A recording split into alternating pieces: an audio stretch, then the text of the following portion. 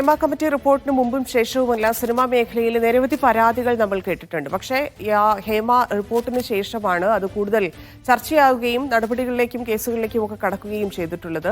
ആ സാഹചര്യത്തിലാണ് പലർക്കെതിരെയും ഇൻഡസ്ട്രിയിൽ തന്നെ പല സംഘടനകളിലെയും മുതിർന്ന ആളുകൾക്കെതിരെ ഇൻഡസ്ട്രിയിൽ നിരവധി വർഷമായിട്ട് ജോലി ചെയ്യുന്ന ആളുകൾക്ക് പോലും അവരുടെ അഭിപ്രായങ്ങളിൽ വ്യത്യാസം ഇല്ലെങ്കിൽ ജോലി തുടരാൻ സാധിക്കാത്ത സാഹചര്യം, അവരുടെ മറ്റ് മാനസികമായിട്ടുണ്ടാകുന്ന ബുദ്ധിമുട്ടുകൾ, ഇതെല്ലാം വീണ്ടും വീണ്ടും ആവർത്തിക്കേണ്ട ഇല്ലെങ്കിൽ അതിനെതിരെ പ്രതിഷേധിക്കേണ്ട സാഹചര്യം ഇപ്പോഴും നിലനിൽക്കുന്നുണ്ട്.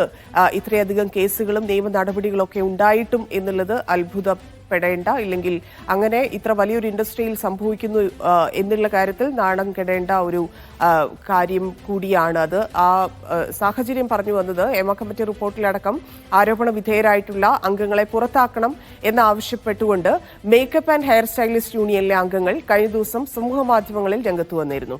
ആ സംഭവവുമായി ബന്ധപ്പെട്ട് ഈ ജനറൽ സെക്രട്ടറി ബി ഉണ്ണികൃഷ്ണനും ജോയിന്റ് സെക്രട്ടറി പ്രദീപ് രംഗനും അതിക്രമ കേസുകളിൽ ആരോപണ വിധേയരായ ആളുകളെ സംരക്ഷിക്കുന്നു എന്ന ആരോപണമാണ് ഈ യൂണിയൻ അംഗങ്ങളായ സ്ത്രീകൾ ഉന്നയിച്ചത്. ഇതിനകത്ത് തന്നെ നേരത്തെ തന്നെ പല വിഷയങ്ങളും ഉണ്ടായിട്ടുണ്ട്.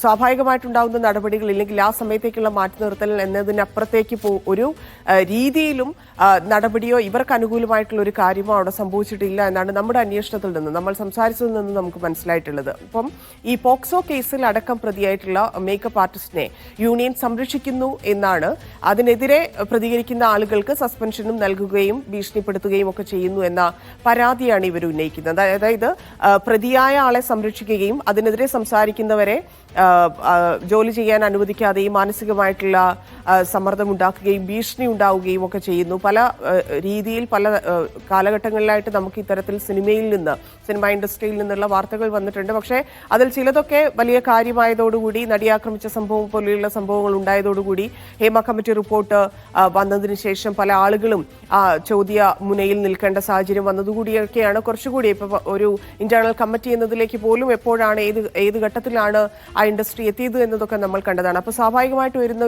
ഒരു വെറും പരാതിയായിട്ടോ ഇല്ലെങ്കിൽ ഒരു പരിഭവമായിട്ടോ ഒന്നും ഇതിനെ കാണാൻ സാധിക്കില്ല. വളരെ സീരിയസ് ആയിട്ടുള്ള ഇല്ലെങ്കിൽ ഇവരുടെ ജോലിയെ ബാധിക്കുന്ന, ഇവരുടെ കരിയറിനെ ബാധിക്കുന്ന, ലൈഫിനെ ബാധിക്കുന്ന ഒരു വലിയ വിഷയമായി തന്നെ ഇത് പരിഗണിക്കേണ്ട സംഘടനകളും സംഘടനകളുടെ തലപ്പത്തിരിക്കുന്നവരുമാണ് ഈ പറയുന്ന പ്രതികളെ സംരക്ഷിക്കുന്നത് എന്നുള്ളതാണ് ഇവിടെ അത്ഭുതകരമായിട്ട് തോന്നുന്നത്.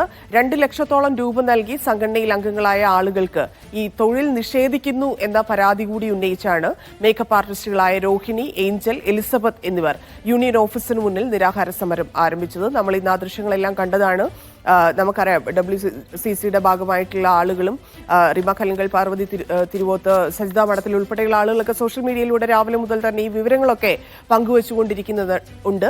അപ്പോൾ ഈ സമരത്തിന് പിന്തുണയുമായി ഇത്രയും ആളുകൾ രംഗത്ത് വന്നിട്ടുണ്ട്. കൂടുതൽ ആളുകൾ ഇതുമായി ബന്ധപ്പെട്ട് സംസാരിക്കുന്നുണ്ട്, ചർച്ചകൾ നടക്കുന്നുണ്ട്, എല്ലാം ഉണ്ട്. പക്ഷേ ഈ പറയുന്ന അനങ്ങാപ്പാറ നയം എന്നൊക്കെ നമ്മൾ വിളിക്കുന്നത് പോലെ യാതൊരു തിരുത്തലും ഇല്ലെങ്കിൽ യാതൊരു നടപടിയും ഈ പറയുന്ന ആരോപണ വിധേയനായിട്ടുള്ള ആളെക്കുറിച്ച് ആളെ മാറ്റി നിർത്തുന്നതിൽ യാതൊരു ചർച്ചയും അവിടെ നടക്കുന്നില്ല ഇപ്പോഴും എന്നുള്ളതാണ്. ഒന്നാമത് ഇതിന്റെ തലപ്പത്തൊക്കെയുള്ള ആളുകളാണെങ്കിൽ ബി ഉണ്ണികൃഷ്ണൻ ഉൾപ്പെടെയുള്ള ആളുകളാണെങ്കിൽ തന്നെ സാന്ദ്ര തോമസിന്റെ കേസിലൊക്കെ പെട്ടിരിക്കുന്ന സമയമാണ്. അപ്പം ആരൊക്കെ മാറണം, ആരൊക്കെ മാറി നിന്നിട്ട് മറ്റുള്ളവരുടെ ജോലി സുഗമമാക്കണം എന്നുള്ളത് ഇൻഡസ്ട്രിക്കകത്ത് തന്നെ വീണ്ടും ആലോചിക്കേണ്ടതാണ്. എന്തായാലും അതിന്റെ കൂടുതൽ വിശദാംശങ്ങൾ ലിഡിയ ജേക്കബ് നൽകും.